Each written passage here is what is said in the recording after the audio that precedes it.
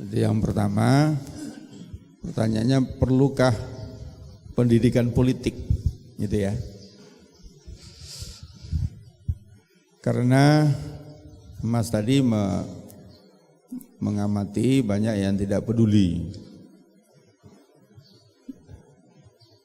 nggak peduli dengan penyimpangan-penyimpangan yang terjadi, nggak peduli dengan haknya, kewajibannya. Perlukah pendidikan politik?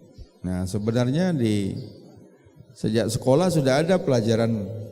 Kalau dulu civic, kewarganegaraan, PPKN harus punya kesadaran itu. Tapi bukan berarti harus masuk ke politik praktis, ya. Memang harus ada sebagian yang mendalami kalau kita ingin mengawasi. Intinya kan pengawasan itu ada dua. Pengawasan dari dalam itu dengan imannya. Kalau muraqabatullah ini sudah kuat, kelemahan-kelemahan sistem bisa tertutupi. Tapi kalau muraqabatullahnya lemah, andalan pengawasannya hanya kepada sistem.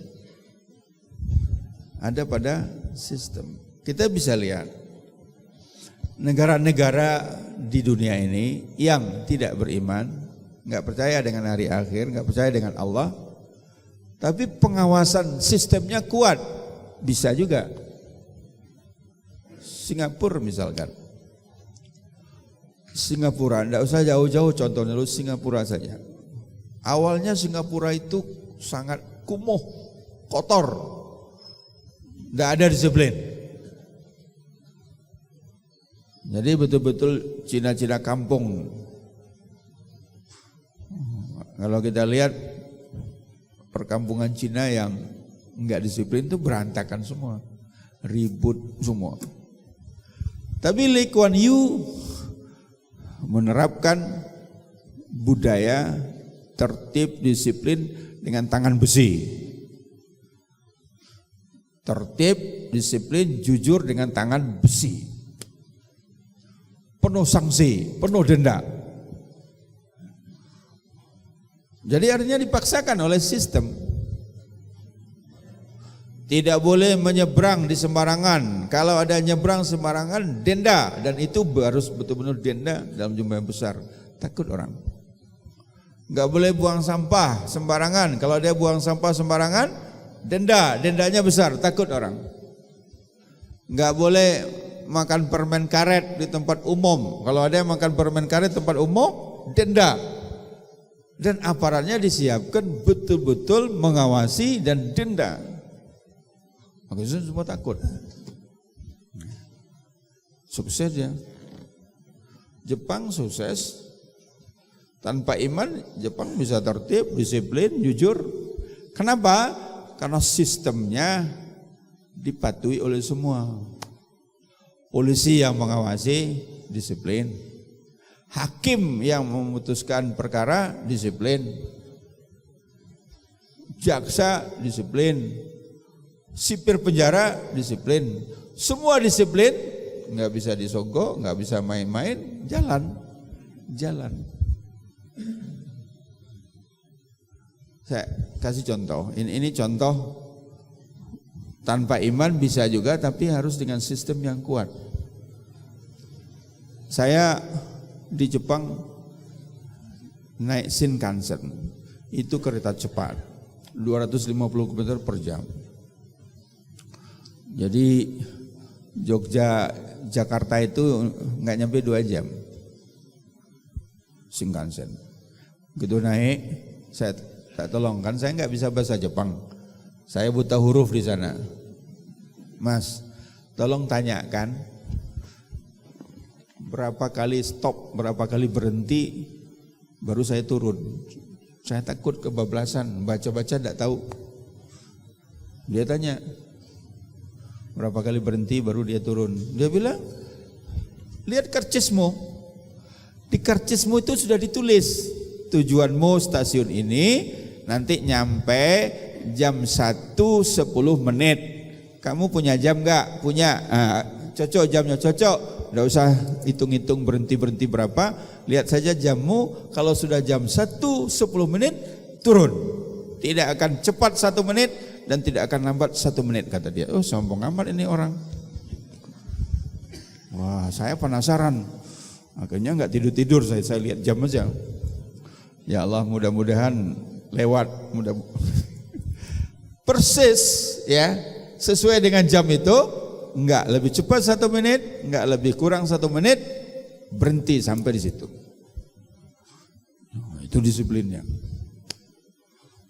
Nah, waktu itu bilang, Ustadz ini tujuan Ustadz itu tidak ada Shinkansen hanya sampai situ. Nanti pindah kereta di bawah Shinkansen.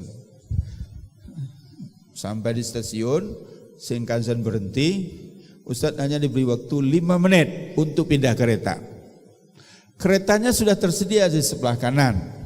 Jadi Ustadz jangan tanya-tanya, jangan celengak-celunguk. Pokoknya turun, naik kereta sebelah kanan, jalan 5 menit, keretanya jalan.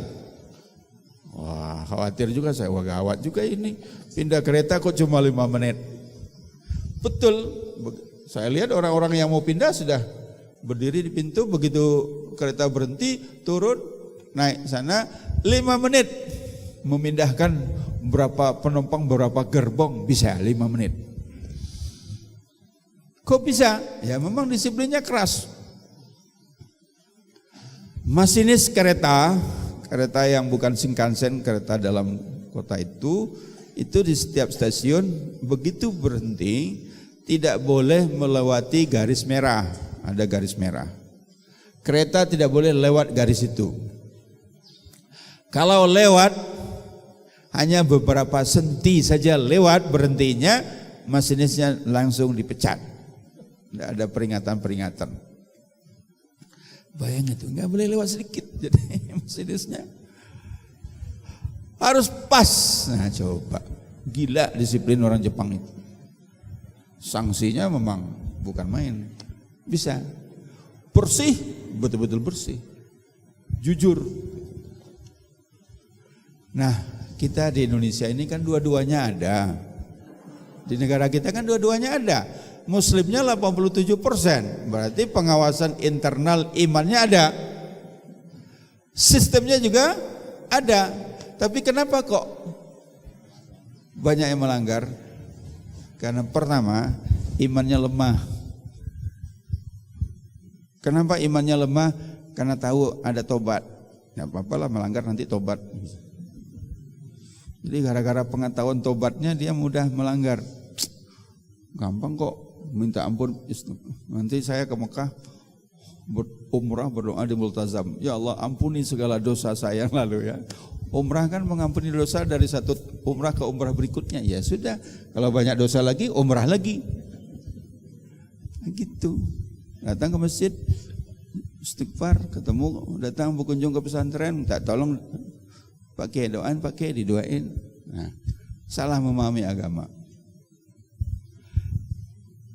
Yang kedua, sistem nggak jalan dengan baik. Sistem tidak jalan dengan baik karena tidak jujur. Ya,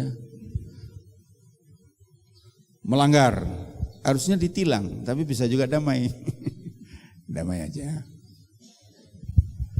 Jadi karena pelanggaran itu, saya waktu pernah talk show di TVRI di Jogja, itu sampai bingung, kita bingung semuanya itu. Coba ada orang berbuat kriminal ditangkap polisi, ya. Nah, lalu diperiksa. Polisi itu ada yang tidak jujur, ada yang tidak jujur. Itu bisa main mata dengan orang tadi, bisa lepas. Alasannya kurang barang bukti. Ya, tidak cukup barang bukti, lepas. Tapi kan tidak semua polisi begitu. Ada polisi yang jujur, diproses betul, akhirnya dikirimlah ke jaksa, dibikin berita acaranya. Tapi jaksa kan ada yang nggak jujur, main mata dengan jaksa, dibuatlah pasal-pasal yang lemah untuk menuntutnya. Udah jelas ada pasal yang kuat, diambil yang lemah, lolos lagi. Tapi jaksa kan ada yang baik, betul-betul diproses sampailah ke pengadilan. Sampai pengadilan oleh hakim dimainkan lagi.